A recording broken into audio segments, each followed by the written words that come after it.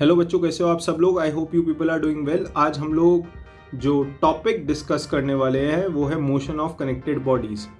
ये जो आपका टॉपिक है क्लास 11th के लिए बहुत इंपॉर्टेंट है। 11th में मान के चलो 2 से 3 क्वेश्चन आपको देखने को मिलेंगे।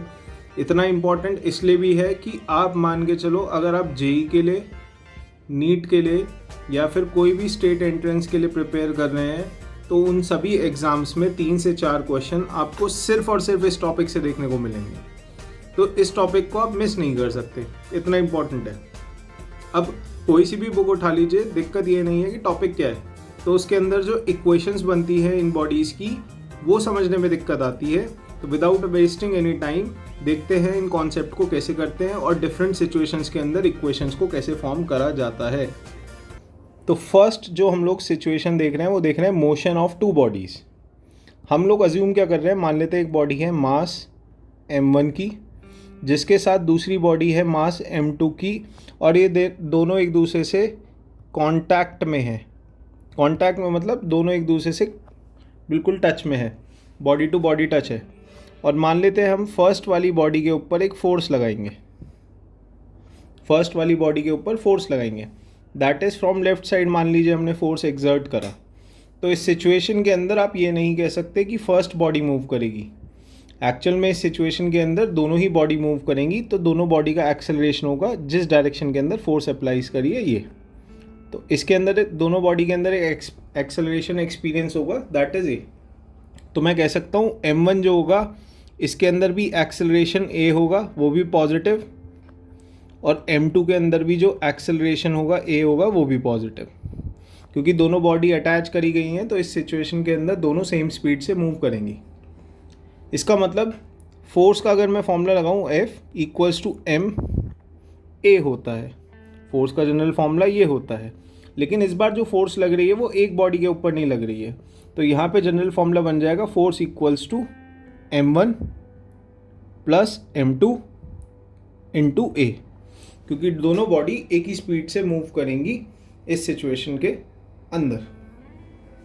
तो यहाँ से अगर हम एक्सेलरेशन का फॉर्मूला डिराइव करना चाहें, it will become force upon m1 plus m2। एक जनरल सिचुएशन थी जब आपकी दो बॉडीज़ एक दूसरे से कांटेक्ट में हैं और उन पे फोर्स लगाई जा रही है। लेकिन अगर सिचुएशन अलग हो, मतलब if bodies are not in contact, इस सिचुएशन का मतलब क्या होता है कि अगर दोनों बॉडी एक दूसरे से टच नहीं है लेकिन दोनों पे एक साथ फोर्स लगाई जा रही है, तो होता क्या है, हम लोग कंसिडर करेंगे m1, दूसरी बॉडी को फर्स्ट बॉडी से कनेक्ट करने के लिए हम लोग यहाँ पे यूज़ करते हैं स्ट्रिंग, एक धागा, और सेकंड वाली बॉडी को मान लेते हैं m2 के ऊपर हम फोर्स लगा रहे हैं F।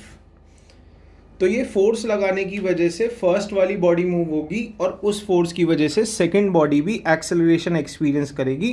तो इस सिचुएशन के अंदर भी दोनों बॉडी के अंदर एक्सेलरेशन होगा। मगर जब फर्स्ट वाली बॉडी को सेकंड वाली बॉडी से अटैच करा गया तो इनके बीच में जो स्ट्रिंग है इसके अंदर एक टेंशन फोर्स होती है। तो T यहाँ पे रिप्रेजेंट करेगा tension in string. Tension in string होता क्या है, जो स्ट्रेस एक्सपीरियंस करेगा m2 जब वो m1 को खींचेगा, तो स्ट्रिंग के अंदर एक फोर्स एक्सर्ट होगी, एक प्रेशर क्रिएट हो जाएगा, तो उस फोर्स को टेंशन इन द स्ट्रिंग के नाम से रिप्रेजेंट करा जाता है। हम लोग ये अज्यूम कर रहे हैं कि ये दोनों बॉडी जो है एक फ्रिक्शन लेस सरफेस पे है, मतलब ये दोनों बॉडी के ऊपर कोई भी फ्रिक्शन नहीं काम कर रही। तो यहाँ पे हम मान रहे हैं फ्रिक्शन इक्वल्स टू 0। तो इस सिचुएशन के अंदर जब आप फर्स्ट वाली यहाँ पे कंसिडर उस बॉडी को करा जाता है जिसके साथ फोर्स होता है, मतलब फर्स्ट का मतलब m1 m2 नहीं, फर्स्ट का मतलब जिस बॉडी पे फोर्स लगा रहे हैं उसकी बात करी जाए। तो फर्स्ट वाली बॉडी पे जो फोर्स लग रही है अलोंग एक्स एक्सिस इस डायरेक्शन के अंदर लग रही है, ये फोर्स लग तो रही है, लेकिन आप देखेंगे पीछे कनेक्टेड बॉडी इसको रोकेगी। जो m1 है वो इसको नहीं रोक रही है, m1 को रोक रहा, m1 जो है वो m2 को रोकने के लिए किसका हेल्प ले रही है, टेंशन इन द स्ट्रिंग का। तो इस सिचुएशन के अंदर जो फोर्स अप्लाई हो रही है m2 के ऊपर उसमें से हम टेंशन इन द स्ट्रिंग को माइनस कर देंगे, जिसकी वजह से निकल जाएगा m2a, मतलब सेकंड वाली बॉडी का एक्सेलरेशन। सेकंड वाली बॉडी को मूव कौन करा रहा है? फोर्स। और इसको रोक कौन रहा है? इसको रोक रहा है tension in the string that is connected to the first body. तो इस सिचुएशन के अंदर भी इस तरीके से आपका आ जाएगा। अब हमने क्या करा, पूछा m1a कौन करा रहा है, फर्स्ट वाली बॉडी के अंदर एक्सेलरेशन कौन करा रहा है। तो आप ये कहोगे कि फर्स्ट वाली बॉडी के अंदर जो एक्सेलरेशन क्रिएट हो रहा है वो किसकी वजह से हो रहा है? वो टेंशन इन द स्ट्रिंग की वजह से हो रहा है। जो स्ट्रिंग है वही फर्स्ट वाली बॉडी को खींच रही है। तो इन दोनों को इक्वेशन 1 और 2 नाम देंगे और इन दोनों को ऐड करेंगे। तो जब ऐड करेंगे, ऑन एडिंग इक्वेशन 1 एंड 2, तो इस सिचुएशन के अंदर क्या देखोगे आप? f minus T plus T equals to m2a plus m1a।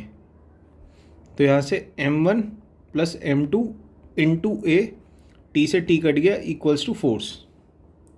तो आपने जो ऊपर देखा था क्या, एक्सेलरेशन का formula f upon m1 plus m2, चाहे बॉडी कनेक्टेड हो या ना कनेक्टेड हो, कांटेक्ट में हो या नॉन कांटेक्ट स्टेट में हो, दोनों सिचुएशन के अंदर जो एक्सेलरेशन आता है वो force divided by the mass of the bodies to which they are connected. Similarly situation आएगी जब तीन बॉडीज़ को एक दूसरे के साथ कनेक्ट करा जाएगा। तो जब ये बॉडीज़ एक दूसरे के कांटेक्ट में है तो हम मान लेंगे पहली बॉडी का मास है m1, दूसरी बॉडी का अलग साइज़ है तो m2, और तीसरी बॉडी एक और है जो इन दोनों के साथ कनेक्टेड है, तो मिला के m3। जब इन तीनों बॉडी पे कांटेक्ट में होने पे फोर्स लगाया जाएगा तो m1 पे जो एक्सेलरेशन होगा वही m2 पे होगा, वही m3 पे होगा। एज अ रिजल्ट इनका एक्सेलरेशन को हम लोग a कंसिडर कर लेंगे और जिस डायरेक्शन में फोर्स होती है उसके अंदर ये मूव करते हैं। तो इसकी अगर आप जनरल इक्वेशन बनाना चाहे सिमिलरली जैसे पीछे बनाई वो बनेगी, that is force equals to m1 plus m2 plus m3 into a। तो इस सिचुएशन के अंदर एक्सेलरेशन का फॉर्मूला बनता है f equals to m1 plus m2 plus m3। अगर बॉडी कांटेक्ट में है तो तीनों बॉडी का एक्सेलरेशन कांस्टेंट होता है, सेम होता है, कांस्टेंट नहीं होता, सेम होता है। और ये बॉडीज़ भी एक फ्रिक्शनलेस सरफेस पे है तो यहाँ पे भी फ्रिक्शन कंसिडर नहीं करा जाता। लेकिन मान लेते हैं if they are kept in non contact state, अब क्या होगा? यहाँ पे थोड़ी सी सिचुएशन अलग देखने को मिलेगी। m1, m2 और m3 तीन अलग अलग बॉडीज़ हैं और हम मान रहे हैं इन तीनों बॉडीज़ को एक एक स्ट्रिंग से अटैच करा गया है। तो तीन बॉडीज़ को कनेक्ट करने के लिए आपको दो स्ट्रिंग की रिक्वायरमेंट होगी और हम लोग जो फोर्स लगा रहे हैं वो फोर्स लगा रहे हैं m3 पे। तो फोर्स अप्लाई कर रहे हैं m3 पे। इस सिचुएशन की वजह से दो टेंशन आपको एक्सपीरियंस होंगी। पहली वाली टेंशन आएगी इन द स्ट्रिंग T1 और दूसरी वाली टेंशन आएगी T2। आप किसी को भी T1 और T2 का नाम दे सकते हो। जैसे इस केस में अगर कन्फ्यूजन दूर करना है तो हम क्या कर देते हैं, इजी बनाने के लिए आपके लिए इसको T1 कंसिडर कर लेते हैं, इसे T2। हालांकि इससे कोई फ़र्क नहीं पड़ता, लेकिन अब लॉजिकल बात करी जाए। जब आप फोर्स लगाओगे तो मेरा लॉजिकल क्वेश्चन ये है, इस स्ट्रिंग के अंदर ज़्यादा टेंशन होगा या इस स्ट्रिंग के अंदर?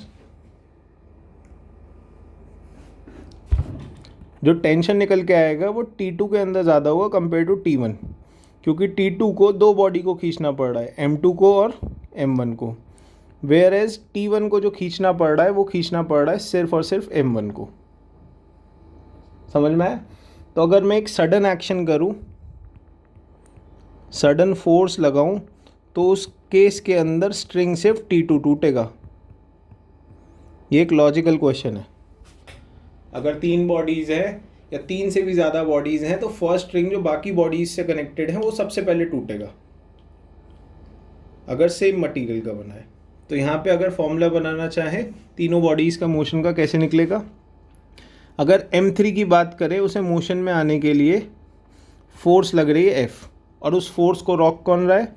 उस फोर्स को रोकने का काम कर रहा है tension in the string T2। सही बात है। एक ये बनी इक्वेशन 1। सिमिलरली अगर मैं बात करूँ m2 को एक्सेलरेशन कराना है, तो एक्सेलरेशन करा कौन रहा है? T2, और रोक कौन रहा है? T1। सिमिलरली अगर m1 की बात करूँ, उसको एक्सेलरेशन कराना है, तो इसको एक्सेलरेशन करा कौन रहा है? सिर्फ और सिर्फ T1। और ये तीनों बॉडी क्योंकि फ्रिक्शनलेस सरफेस पे है, तो इनको रोक कोई नहीं रहा है। पीछे वाला जो स्ट्रिंग अगर अटैच है, वही इन बॉडीज को आगे मोशन में जाने से रोक रहा है। तो आप यहाँ पे भी अगर ऐड करोगे तो यहाँ निकल के आएगा, on adding equation 1 2 3 F equals to m1 plus m2 plus m3 bracket में है a। तो यहाँ से एक्सेलरेशन का फॉर्मूला आ जाएगा force upon m1 plus m2 plus m3। बढ़िया। चाहे 2 बॉडीज हों चाहे 3 बॉडीज, ये सिचुएशन हम तब सॉल्व करते हैं जब बॉडीज को एक हॉरिजॉन्टल प्लेन पे रखा गया है। बट अगर बॉडीज को वर्टिकली हैंग करा जाए, 2 बॉडीज के साथ करते हैं एक सिचुएशन, और एक सिचुएशन करते हैं 3 बॉडीज के साथ। तो जैसे कि आप इस सिचुएशन के अंदर देख सकते हैं, हमने 2 डायग्राम ड्रॉ करने की कोशिश करी है, जिसमें एक बार हम लोगों ने 2 बॉडीज़ को अटैच करा है और एक बार 3 बॉडीज़ को। ठीक है, बढ़िया। जब हम किसी बॉडी को वर्टिकली हैंग करते हैं तो उसमें ग्रेविटी लगती है, और ग्रेविटी जो होती है जी से रिप्रेजेंट करते हैं और किसी भी बॉडी को नीचे की साइड ले जाती है। तो मान लेते हैं एक बॉडी है जिसका मास है m, यहाँ पर देखेंगे m, तो इसका वेट हमेशा नीचे की साइड एक्ट करेगा mg। तो अगर इस बॉडी की बात करें, अगर हम देखें 2 बॉडीज़ का सिचुएशन, जब 2 बॉडीज़ को कनेक्ट करा गया है, तो एक स्ट्रिंग होगा ये और एक स्ट्रिंग होगा ये। तो यानी कि यहाँ पे होगा T1 जो टेंशन एक्सपीरियंस करेगा, और एक होगा T2। जब हॉरिजॉन्टल लगते हैं तो ये स्ट्रिंग एक ही होता है, मतलब 2 बॉडीज़ के बीच में एक कम स्ट्रिंग यूज़ होता है, लेकिन जितनी बॉडीज़ होती हैं वर्टिकल के केस में उतने ही स्ट्रिंग होते हैं। सिमिलरली इस सिचुएशन में अगर मैं आपसे जानना चाहूँ कि अगर मैं इन दोनों बॉडीज़ को खींच रहा हूँ तो सबसे पहले कौन सी बॉडी ब्रेक होगी? तो आंसर आएगा T1 जो होगा पहले ब्रेक होगा कंपेयर टू T2। अब ऐसा क्यों? सही बोला गलत बोला? देखो, इसको भी लॉजिकल समझोगे नहीं जब तक समझ नहीं आएगा थ्योरेटिकल। अगर मैं स्ट्रिंग की बात कर रहा हूँ, कौन सी वाली जो सबसे ऊपर है? T2। अगर मैं स्ट्रिंग T2 की बात कर रहा हूँ, ये T2 किसको होल्ड कर रही है? फर्स्ट वाली बॉडी प्लस सेकंड वाली बॉडी का वेट प्लस फोर्स जो लग रही है। जो सेकंड स्ट्रिंग है 2 बॉडीज़ के अंदर, जो सबसे ऊपर होगी वो दोनों का वेट उठा रही है, प्लस नीचे जो फोर्स खींची जा रही है उसको भी मैनेज कर रही है। सिमिलरली अगर T1 की बात करूं तो वो किसको मैनेज कर रहा है? फर्स्ट वाली बॉडी का वेट प्लस फोर्स को। तो आंसर ये आएगा, जो एक्सट्रीम अप होती है वो स्ट्रिंग सबसे पहले ब्रेक होती है। तो इस सिचुएशन के अंदर T2 पहले ब्रेक होगा कंपेयर टू T1। अगर 2 बॉडीज़ कनेक्टेड हैं तो उस केस में जो आपको इक्वेशन मिलेगी वो एक ये और एक ये देखने को मिलेंगी। ऐसा क्यों मिला है समझ में आया?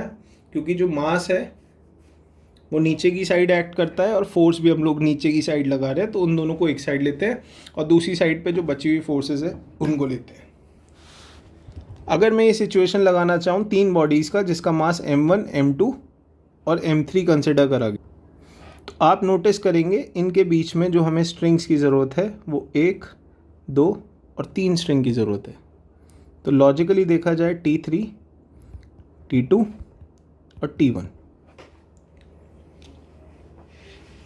अब मैं एक बॉडी के रिस्पेक्ट में समझाता हूँ जिसको कन्फ्यूजन है। मान लेते हैं हम बॉडी की बात कर रहे हैं m1 की, सबसे नीचे वाली बॉडी की, तो इसे एक फोर्स नीचे खींच रही है। इस फोर्स को खींचने के अलावा इसका खुद का भी एक वज़न है जिसको mg से रिप्रेजेंट करेंगे या m1g बोल देंगे, m1g। ये वज़न भी नीचे की साइड लग रहा है। ये केस हर बॉडी के साथ होगा और इन दोनों फोर्सेस को बैलेंस करने के लिए सिर्फ एक टेंशन इन द स्ट्रिंग है, दैट इज T1। ये लॉजिक आप हर बार लगाएंगे और हर बॉडी के लिए इंडिविजुअली निकालने की कोशिश करेंगे। जैसे अगर मैं m1 की बात करूँगा, फर्स्ट वाली बॉडी के ऊपर टेंशन इन स्ट्रिंग किसके इक्वल होगी, फोर्स प्लस m1g के। ये टेंशन इन स्ट्रिंग 1 की इक्वेशन है। सिमिलरली अगर T2 की बात करूँगा तो force plus m1 plus m2g के इक्वल है, क्योंकि ये दो बॉडी का वेट उठा रही है।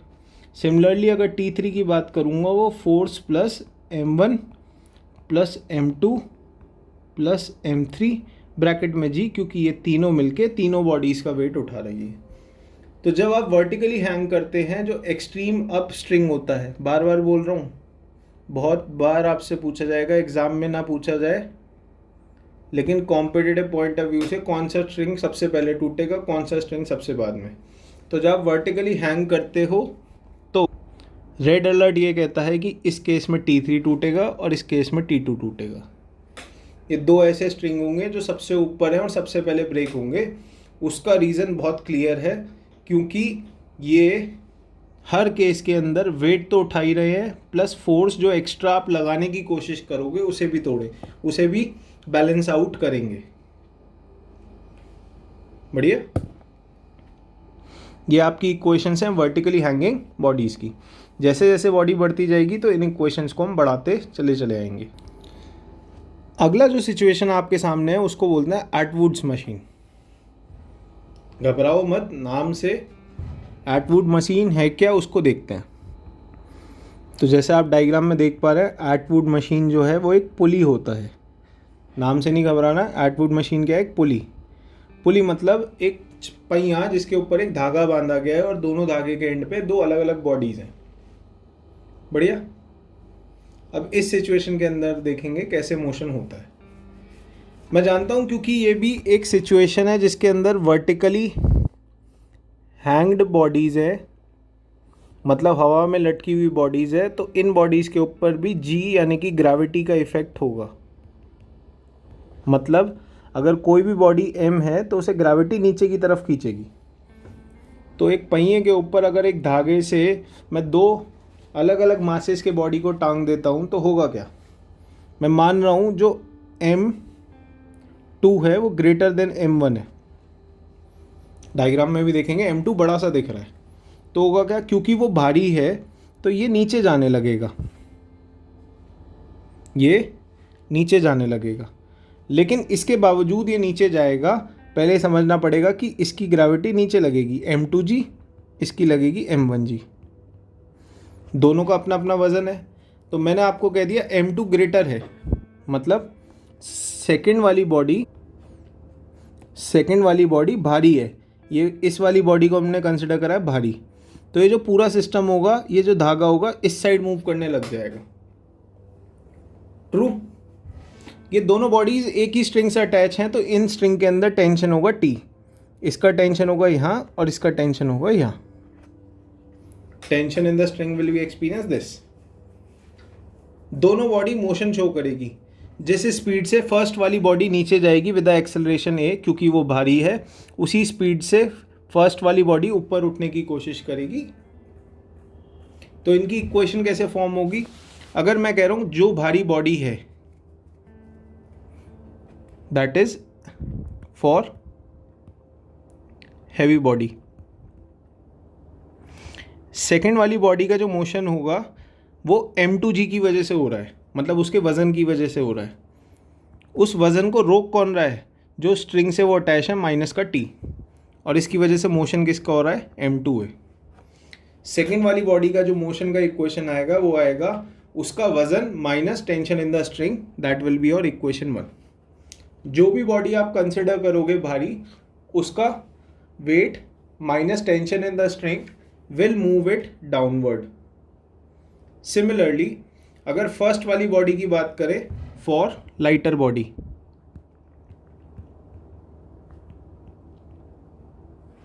m1। m1 का जो मोशन हो रहा है वो उसके वज़न की वजह से नहीं हो रहा, वो टेंशन इन द स्ट्रिंग की वजह से है, क्योंकि स्ट्रिंग उसे ऊपर की तरफ खींच रहा है। लेकिन इसको अपोज कौन कर रहा है? m1g। ये बनी इक्वेशन 1, ये बनी इक्वेशन 2। वही rule on adding first and second, m1 plus m2 bracket में आ जाएगा, बाहर आ जाएगा a, m2g minus T plus T minus m1g, t से t कटेगा, m2 माइनस m1 ब्रैकेट में g equals to m1 plus m2 bracket के बाहर a। तो एक्सेलरेशन का फॉर्मूला आ जाएगा m2 minus m1 upon m1 plus m2 bracket के बाहर g। ये आपका एक्सेलरेशन हुआ है दो बॉडीज के बीच में बिकॉज ऑफ द सिचुएशन। तीसरा एक सिचुएशन है जहाँ बोला गया कि अगर किसी बॉडी के ऊपर एक से ज़्यादा फोर्सेस काम करती है तो हम क्या करें।